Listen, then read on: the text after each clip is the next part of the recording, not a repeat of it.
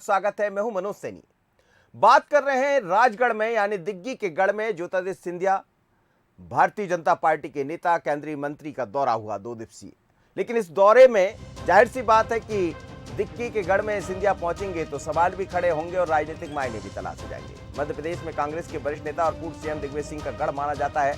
यही वजह है कि केंद्रीय मंत्री सिंधिया का यह दौरा काफी अहम माना जा रहा है। रविवार को राजगढ़ में ज्योतिरादित्य सिंधिया ने जमकर हुंकार भरी।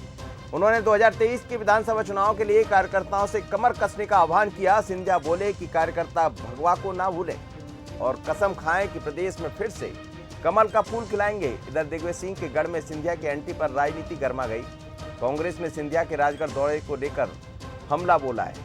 दरअसल राजगढ़ लोकसभा को पूर्व मुख्यमंत्री और कांग्रेस के कद्दावर नेता दिग्विजय सिंह का गढ़ माना जाता है और अभी भी 5 विधानसभाओं में से 3 विधानसभा कांग्रेस की है। अब बीजेपी वहां अपनी जमीन तलाश रही है और सिंधिया से अच्छा कौन हो सकता। पहले कांग्रेस में वो रहा करते थे तो चीजें अलग थी, दोनों के बीच में एक अलग तरह का तालमेल था। ना वो उनके क्षेत्र में जाते थे ना वो उनके में, लेकिन अब सब चीजें खुल गई और जब खुल गई है तो फिर चर्चा भी होगी। लेकिन जरा सुनिएगा क्या कहा ज्योतिरादित्य सिंधिया।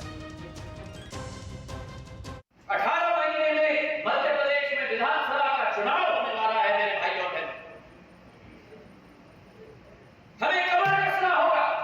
जिन लोगों ने कभी भी जनता के बारे में नहीं सोचा, जिन लोगों ने कभी भी गरीबों के बारे में नहीं सोचा, जिन लोगों ने कभी आम इंसान और किसान और अन्नदाता के बारे में नहीं सोचा, वो कहानी जन जन तक हमें पहुंचानी होगी।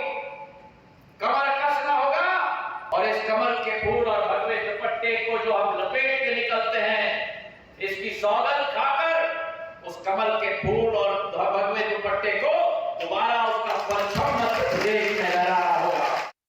ज्योतिरादित्य सिंधिया जी जो खुद जनता द्वारा नकारे जा चुके हैं, गुना संसदीय क्षेत्र में लाखों मतों से जनता ने जिन्हें खारिज कर दिया, अब राजनीतिक रोटियां सेंकने के लिए राधोगढ़ जा रहे हैं।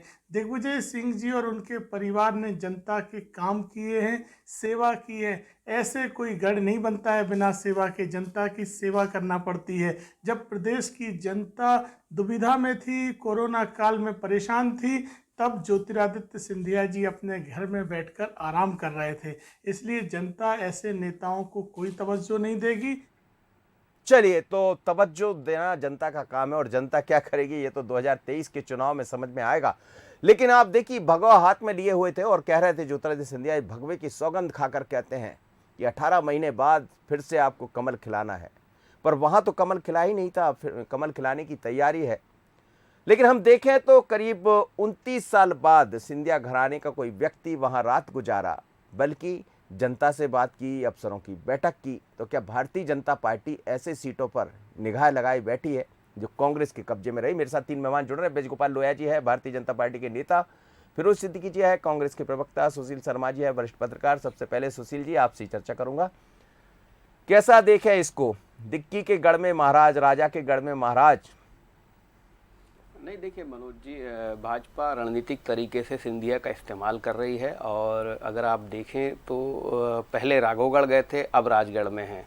और अगर आप चुनावी विश्लेषण पर भी आएंगे तो आपको ये समझना होगा कि ग्वालियर चंबल में जब उपचुनाव हुआ था, तब 16 में से 9 सीटों पर ही बीजेपी को विजय मिली थी, यानी 7 सीटें कांग्रेस के हाथ में थी। तो ये एक बड़ा सिंधिया के लिए बड़ा चैलेंज है कि इन सीटों पे भी जो है भाजपा को जीत दिलाना।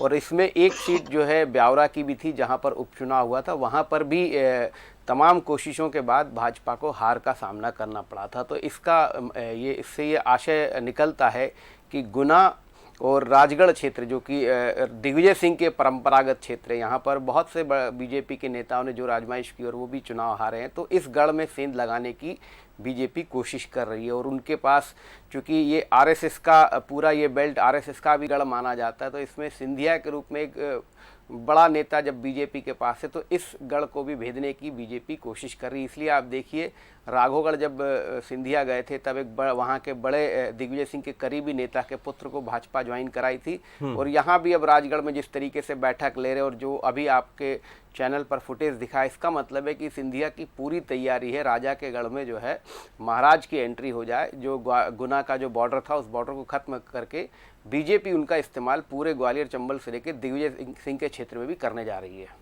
बिल्कुल आप ठीक कह रहे हैं, और इसीलिए भारतीय जनता पार्टी के पास अब ऐसा मुफीद चेहरा है ज्योतिरादित्य सिंधिया का। फिरोज सिद्दीकी जी, यही होने वाला है। अब आप देखिए ऐसे ही गढ़ों पर निगाह लगाई है। बात अकेले यदि हम यहाँ की करें ये तो ठीक है, लेकिन ये भी देखा कि लाहौर में भी मुख्यमंत्री रात गुजारे, इस तरफ ज्योतिरादित्य सिंधिया राजा के गढ़ में महाराज ने भी रात गुजार ली। भगवान के दोनों ने दर्शन किए, भगवान से आशीर्वाद भी लिया, जनता का आशीर्वाद भी लेना है, अधिकारियों के साथ बैठकें भी चल रही है। क्या माना जाए, चंबल ग्वालियर पर ज़्यादा नज़र है? देखिए, ये सब हवाई बातें हैं।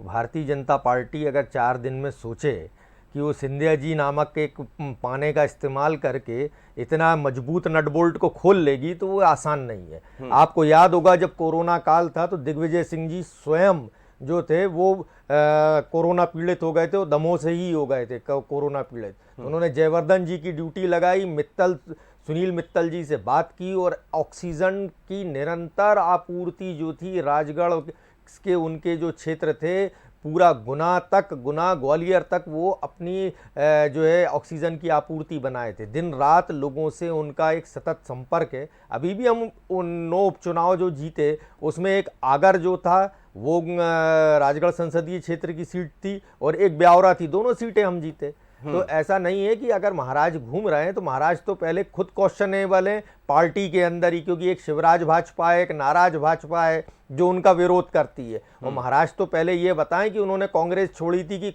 किसानों का कर्जा माफी नहीं हुई, तो अब क्या हुआ? भाजपा है अभी तो महाराज की बात। मैं वही तो कह रहा हूं कि वो अपनी पार्टी में ही अभी अंदर द्वंद में फंसे हैं कि वो नाराज भाजपा और शिवराज भाजपा ही उनका वहां विरोध कर रही है राजगढ़ में। तो अभी उनको तो बहुत समय लगेगा। ठीक है, वो केंद्रीय मंत्री हैं, बिना आपने देखा नहीं बैठक की तस्वीरें आपको दिख रही, सब बैठे हुए केंद्रीय मंत्री हैं, नागर वहां मुझे नजर आ रहे हैं। हाँ, तो आप केंद्रीय प्रभारी मंत्री वहां पहुंचे हुए थे, हाँ, मोहन यादव साथ में थे। भाई आप केंद्रीय मंत्री हैं, आप आएंगे, प्रोटोकॉल है, कलेक्टर को पूरा इंतजाम करना है आपका। आप मीटिंग लेते हैं, अधिकारी आएंगे और आके बैठेंगे जनप्रतिनिधि, तो उसमें तो कोई खास बात नहीं है। लेकिन सवालों का जवाब दें कि आपने कांग्रेस छोड़ी थी कि किसानों के कर्जे माफ नहीं हो रहे, सड़क पे उतर जाऊंगा, अतिथि शिक्षकों की भर्ती नहीं हो रही, सड़क पे उतर जाऊंगा, ये सरकार जो है भ्रष्टाचार में अकंठ डूबी हुई है, मैं सड़क पे उतर जाऊंगा, इन सब का क्या हुआ जी? और ये बिना एरोप्लेन के, बिना हवाई जहाज वाले ये केंद्रीय मंत्री हैं, ये जनता के लिए क्या सौगात लाए आप राजगढ़? बात कर रहे हैं आप? देखिए आपने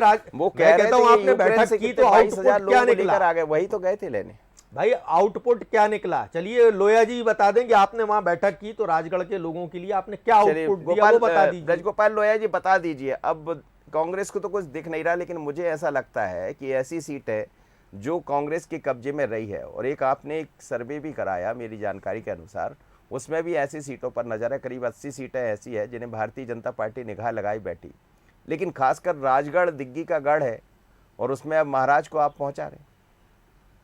नहीं, देखिए मनोज जी, मैं पहले आपको एक बात सबसे पहले, ये कोई राजा महाराजा ये समय नहीं है, ये लोकतांत्रिक देश है, ये किसी का इलाका नहीं होता। ये भारत में संविधान में लोकतंत्र हमें बाबा साहब भीमराव अंबेडकर ने दिया था। तो पहले तो एक बात। दूसरी बात, ये राजा का कौन सा गढ़ है? ये दिग्विजय सिंह जी का कौन सा गढ़ है? ये वही है ना दिग्विजय सिंह जी जो पहले वहां प्यारेलाल खंडेलवाल जी से हारे थे, वहां 2014 में इनका सांसद नहीं, 2019 में इनका सांसद नहीं, वहां विधायक नहीं। ये गढ़ कहते किस बात का गढ़ है, मैं तो समझ ही नहीं पाता हूँ। ये गढ़ क्या है? और कुछ चुनाव लड़ने भोपाल आए थे, वहां से आप भोपाल चुनाव लड़ने आ रहे हैं, और दिग्विजय सिंह खुद जो लोकतांत्रिक प्रक्रिया है जनता के बीच में जाने की, उसमें 2003 से अभी तक शामिल नहीं हुए। तो आप जनता से 18 वर्ष से तो दूर हैं।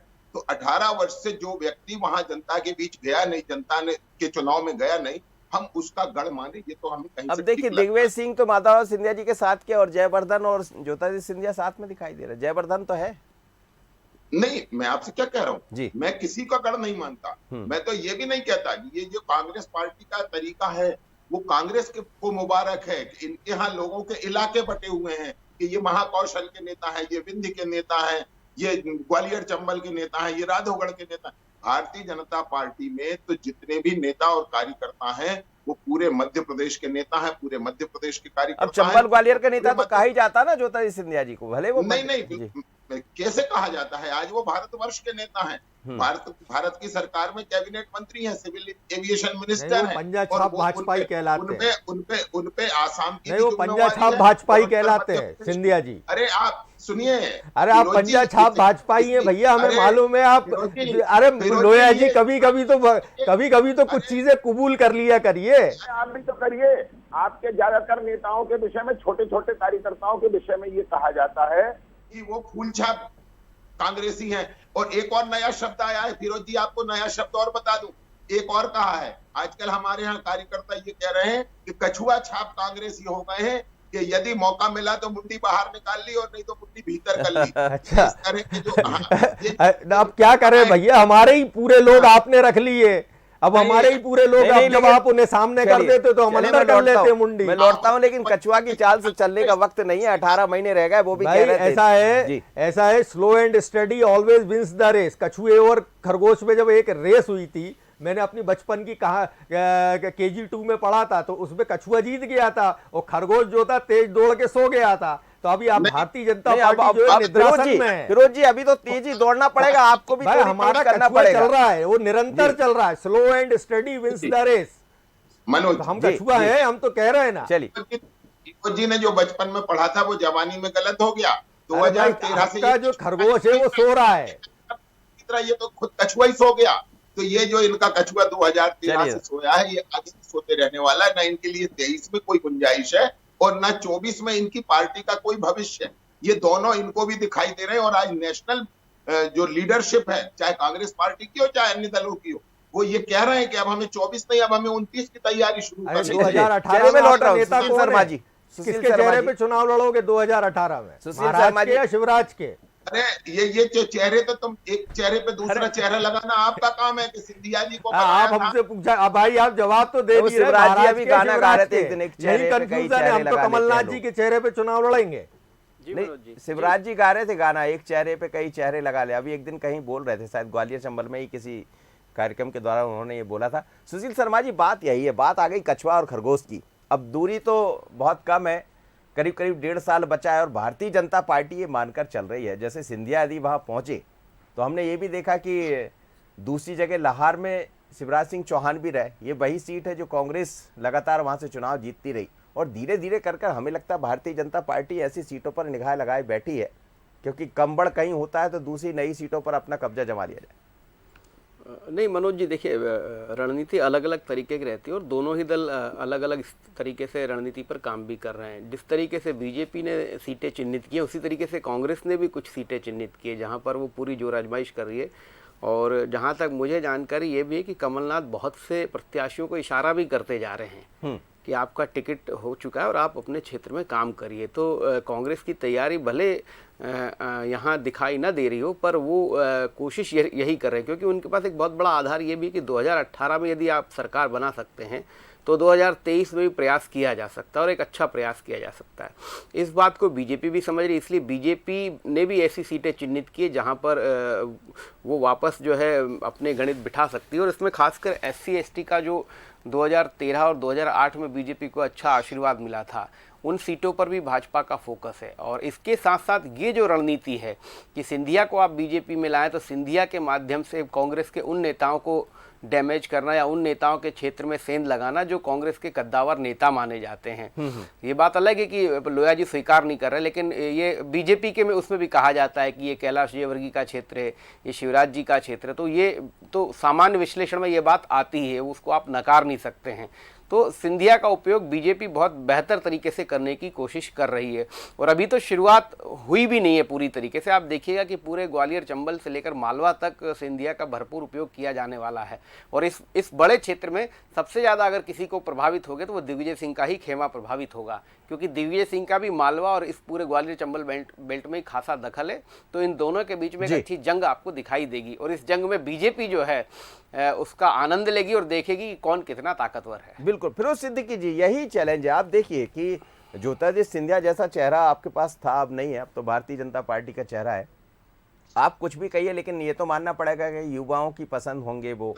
जाहिर सी बात है कि कुछ क्षेत्रों में, खासकर मालवा में हम कहें या फिर चंबल ग्वालियर में करें, उनका दखल तो है, और ये सब वही क्षेत्र हैं जो दिग्विजय सिंह जी के रहा करते थे। तो आपके पास दोहरी चुनौती हो गई, एक तो ये कि गढ़ को बचाना, दूसरा एक व्यक्ति आपके पास से जाकर अब भारतीय जनता पार्टी का प्रचार कर रहा है। भाई जो ज्योतिरादित्य सिंधिया जी हैं, उनके सामने उन्हीं की पार्टी एक बहुत बड़ी चुनौती है। आज जो है जहाँ जहाँ भी इनके जो मंत्री हैं, वो जो इनके प्रभारी मंत्री हैं, वो भारतीय जनता पार्टी के कार्यकर्ता को नहीं पहचानते, वो पहचानते हैं अपने सिंधिया महाराज के लोगों को। लोहिया जी खुद जानते कि प्रभु राम चौधरी किस किस को पहचानते हैं। तो वो समस्या ये है भारतीय जनता पार्टी के साथ, और समस्या ये भी है भारतीय जनता पार्टी के साथ कि वो अपनी पूरी पार्टी को सिंधिया जी के नाम पे लाइंड अप कैसे करेगी, वो एक पूरी पार्टी को एक कैसे करेगी। ये असम नहीं है या ये कर्नाटक नहीं है, मध्य प्रदेश जनसंघ का गढ़ रहा है, और जब से भारतीय जनता पार्टी को बड़े बड़े नेता मध्य प्रदेश देते आए। और सवाल ये है कि क्या भारतीय जनता पार्टी 20 साल सत्ता में रहने के बाद, जो पार्टी 20 साल कांग्रेस सत्ता में नहीं रही, उसके नेताओं को चुनौती देने के लिए उसको उसी की पार्टी से नेता लाने पड़ रहे हैं, या उनके पास ऐसा कोई चेहरा नहीं है भारतीय जनता पार्टी के पास जो कांग्रेस को सीधी चुनौती दे सके। ये चुनाव जो है नीतियों पे और मुद्दों पर होगा, और हम सवाल यही फिर पूछेंगे सिंधिया जी से कि आपने कांग्रेस छोड़ी थी किसानों के कर्जा माफी के लिए, आपको सब कुछ मिला, जनता को क्या मिला, ये सिंधिया जी से हम सवाल जरूर करेंगे 2023 में। भारतीय जनता पार्टी में सब जानते हैं। बोलिए ब्रजगोपाल लाइन और दूसरी लाइन। जी मनोज जी, मैं वही कह रहा हूँ, ये मुगालता जो कांग्रेस को है कि हम पर नेताओं का अभाव है, तो वो तो कांग्रेस खुद समझती है कि वो कितना बड़ा झूठ बोल रहे हैं। भाई आपको क्या आवश्यकता सिंधिया जी की? आप किसी और को बनाते हैं, 8-8, 5-5, 6-6 बार के सांसद हैं आपके पास, मैं बता रहा हूँ ना, तो उनको बनाते हैं आप उनको केंद्रीय मंत्री बनाते हैं ना, 6-6, 7-7 बार के विधायक हैं, आप उनको मंत्री बनाते। और वो जो सरकार किसानों के और युवाओं के नाम पर आई सरकार थी, वो आईफा में और रेत माफिया में व्यस्त थी, उसको हटाना हम तो सवाल एक ही बात करते हैं। सिंधिया जी ने कांग्रेस छोड़ी थी कि किसानों का कर्जा माफ नहीं हो रहा, हम सवाल करते हैं कि क्या हुआ उसका, हम सवाल करते हैं कि अतिथि शिक्षकों का क्या हुआ, हम सवाल करते हैं कि बेरोजगारों का क्या हुआ, आपने क्या डिलीवर किया? आप तो केंद्रीय मंत्री बने, जनता को क्या डिलीवर किया? वचन देकर आए थे और उन वचन को सरकार पूरा नहीं कर रही है। अरे हम किसको क्या नहीं कर रहे वो आप छोड़िए, आपने क्या किया वो बताइए। सवाल ये है कि सिंधिया जी ने क्या किया, उनके मंत्रियों को सब कुछ मिला, उनको सब कुछ मिला, जनता को क्या मिला? हम जमा कर रहे हैं, जिन किसानों को आप डिफॉल्टर बना गए उनका ब्याज हम जमा कर रहे हैं, उनके बिजली के बिल माफ हम कर रहे हैं, उन युवाओं को रोजगार हम दे रहे हैं। तो केवल एक माह में हमने 5,12,000 लोगों को दिया है, और इसके बाद ब्रजगोपाल जी, काम कर रहे हैं। ब्रजगोपाल जी, तो एक सवाल था फिरोज सिद्दीकी का कि जिस तरह से नाराज सिंधिया, महाराज सिंधिया, शिवराज सिंधिया जो बात बार बार कहते रहे हैं कि बीजेपी के भीतर 3 तरह की चीजें चल रही, लेकिन क्या जिस तरह से ज्योतिरादित्य सिंधिया वहां पहुंचे, जो चिंता कांग्रेस की है, जाहिर सी बात है वो बीजेपी के भीतर भी होगी। नहीं मनोज जी, देखिए, भारतीय जनता पार्टी को इसलिए कोई चिंता नहीं होनी है कि भारतीय जनता पार्टी में निर्णय किसी व्यक्ति या परिवार से नहीं होते हैं। भारतीय जनता पार्टी में लोकतांत्रिक प्रक्रिया से निर्णय होते हैं, और भारतीय जनता पार्टी का संसदीय बोर्ड और चुनाव समिति सारे निर्णय करेगी। वहां कोई निर्णय करने नहीं गए थे सिंधिया जी, या वहां आप स्थितियां देखेंगे तो वहां हम लगातार जीतते रहे, परंतु हम विधानसभा चुनाव में 2018 में कुछ सीटें हारे थे, तो उन पर काम करना, 5 में से 3 कांग्रेस के पास है, 2 आपके पास नहीं। मैं फिर कह रहा हूं, तो उन पर काम करना भारतीय जनता पार्टी की जिम्मेवारी है, और हमें जो नेता को ये लगेगा कि ये हमें वहां ग्रोथ करने में मदद कर सकते हैं, वो सारे नेता वहां जाएंगे, केवल सिंधिया जी नहीं, सारे नेता वहां जाएंगे। परंतु कांग्रेस की समस्या ये हो गई है कि इनके पास आज कमलनाथ के अलावा कोई लीडरशिप नहीं बची है, और दूसरी लाइन जो लीडरशिप की थी वो इन्होंने हाथों से खत्म कर ली, और वो कमलनाथ जी ने जो खत्म करी है उसका खामियाजा आज कांग्रेस पार्टी भोग रही है। तो केवल अब मीडिया पर जी कुछ बोल रहे हैं आप, देखिए हमारी कैबिनेट में 67% लोग थे वो युवा थे, 40 साल की उम्र के थे कमलनाथ जी की कैबिनेट में। इवन विधानसभा की उपाध्यक्ष हिना कांवरे भी 40 साल से कम की थी। तो आप देखिए ना, आप कैसे कहते हैं कि हम सेकंड लाइन लीडरशिप खत्म कर रहे थे, आप तो सेकंड लाइन लीडरशिप को बढ़ा रहे थे आगे। सिंधिया का कोड बता दीजिए क्या है? लीडरशिप केवल मंत्री बनने से नहीं बढ़ती है सिद्दीकी जी। भाई मैं तो ये सवाल कर रहा हूँ कि आज अगर सिंधिया जी होते कांग्रेस में तो चलिए सर, बहुत बहुत धन्यवाद चेहरा वही होते। मेरे साथ जुड़े अब तो उन्हें मशक्कत गोपाल करनी जी, पड़ेगी सिद्दीकी अपना जी, चेहरा सुशील घोषित जी। कराने लेकिन में। मध्य प्रदेश में भारतीय जनता पार्टी ने 2023-24 की तैयारियां शुरू कर दी हैं। उसके बहुत सारे संकेत दिखाई दे रहे हैं। एक तरफ अम्बेडकर जयंती पर SC वर्ग को साधने का प्रयास किया गया। अमित शाह भी मध्य प्रदेश के दौरे पर आ रहे हैं, लेकिन जब दिग्विजय के गढ़ में सिंधिया पहुंचे, राजा के गढ़ में महाराजा पहुंचे, तो फिर सवाल और भी होने लगे। क्या बीजेपी एक अलग रणनीति के साथ आगे बढ़ रही है और सिंधिया यही नहीं छत्तीसगढ़ भी पहुंच रहे? क्या माना जाए कि आने वाले चुनाव में सिंधिया एक अलग तरह का चेहरा होगा बीजेपी के पास? क्योंकि संकेत तो इसी तरह के दिखाई दे रहा है। पहली बहस पहली खबर में इतना ही। मुझे दीजिए इजाजत, बने रहिए बंसल। नमस्कार।